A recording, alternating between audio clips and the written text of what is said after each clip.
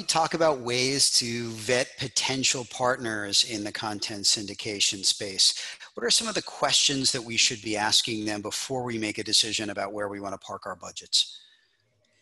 Yeah, the number one thing I will always tell marketers is, obviously I want to do business with me, but I just want to make sure you're asking smart questions, because I don't want you to waste money doing business with other people, because there's nothing worse for a marketer than to waste your money. Because, getting budgets is hard. It's a struggle. I do it all the time. And we just want to make sure you're being smart about where you're spending your money. So there's absolutely questions to be asking anyone that you're about to work with. Number one being, we've talked about this, do you have a direct relationship with that audience?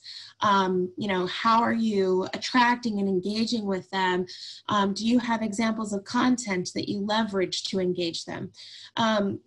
We haven't talked about it today, but intent-based marketing, which is a whole separate webcast that I know we're getting into for an FAQ, is really, really an important way of understanding how and what that user is doing at that moment.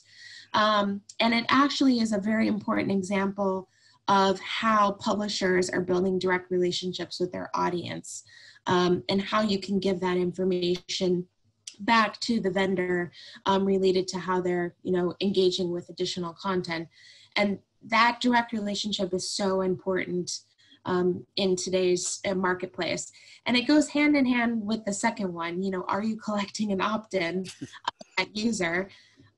It's very, very hard to get users, especially, audience level people, to opt in for online marketing engagement. And they really have to want the content that they're engaging with. And so again, going back to number one, that direct relationship with the audience for a publisher is really important, because that's really the number one way that you're getting number two, which is an opted-in audience for consent and following, especially if in Europe, all the GDPR laws that need to be maintained at this time. What approach are you taking to generating leads? Are you using telemarketing? Are you determining who to call from? How are you determining to call from that content offer?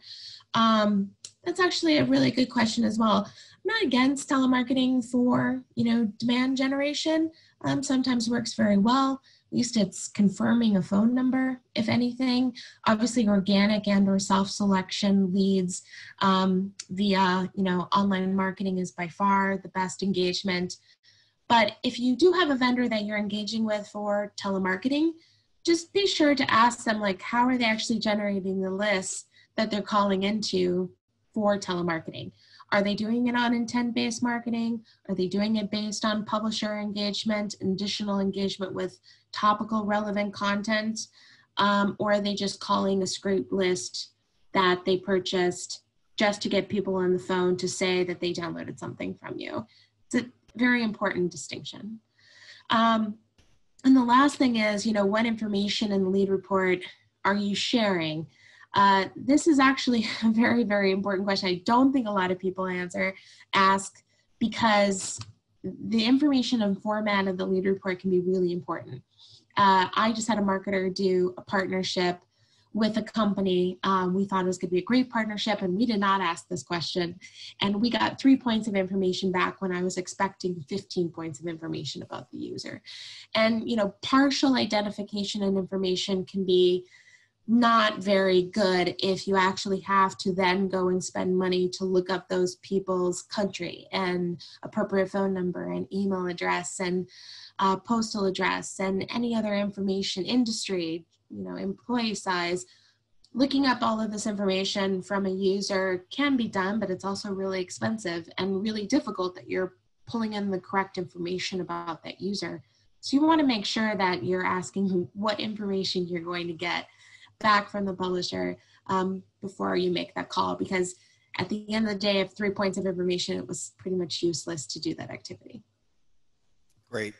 Very comprehensive list there, Bryony. We thank you very much for the information you've provided.